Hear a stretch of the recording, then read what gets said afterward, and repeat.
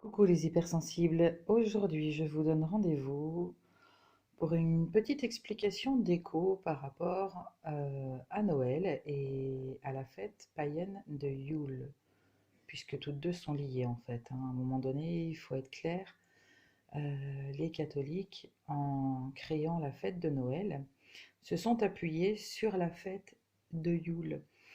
Euh, Quand vous regardez un petit peu ce qui se passe à Noël, on fête la naissance d'un enfant.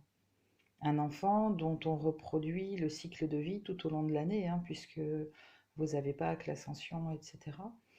À Yule, on va fêter la naissance d'un enfant aussi. L'enfant s'appelle le dieu soleil, puisque à Yule, au solstice de Yule en fait, il revient à la vie, puisque les jours rallongent. Voilà, donc moi j'aime beaucoup une tradition qui nous vient d'outre-Atlantique, des États-Unis, et qui marque un petit peu aussi bien cette période d'hiver de transition à travers la neige que cette période dans laquelle on demande finalement de l'abondance pour l'année à venir à travers le symbole jaune du maïs qu'on fait éclater pour qu'il devienne blanc, bien évidemment, hein, pour symboliser la neige. Mais en plus, ce maïs, souvenez-vous, symbolise l'abondance dans la plupart des rituels qu'on pratique tout au long de l'année. Ok. Donc, moi, j'ai pris du maïs à éclater, hein, facile. Pourquoi?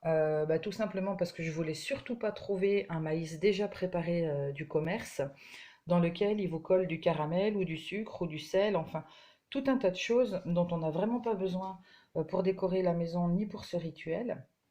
En plus, c'est super facile de faire éclater soi-même son maïs.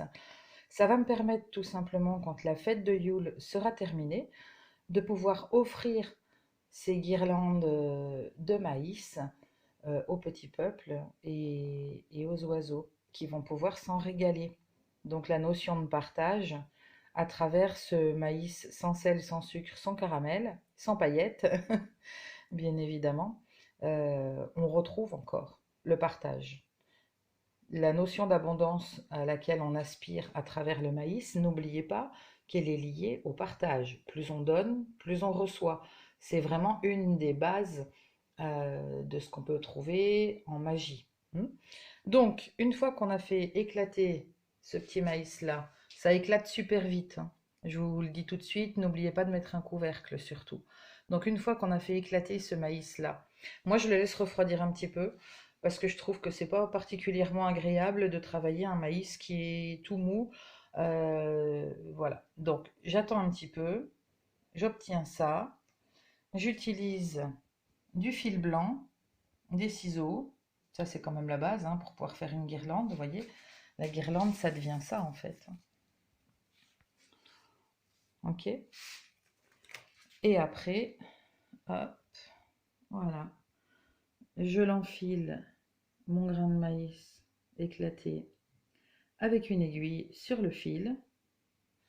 C'est super facile à faire et ça va vous donner de très très jolies décos qui vont vous aider à retrouver l'esprit de la fête de Yule dans votre sapin. Et si vous avez invité tante Justine et oncle Hector à fêter Noël avec vous, eh ben pas de souci. Eux, ils vont pouvoir retrouver le sapin de Noël de leur enfance. Et vous, vous allez pouvoir fêter Yule et mettre dans votre maison tous les petits symboles qui vont représenter cette fête.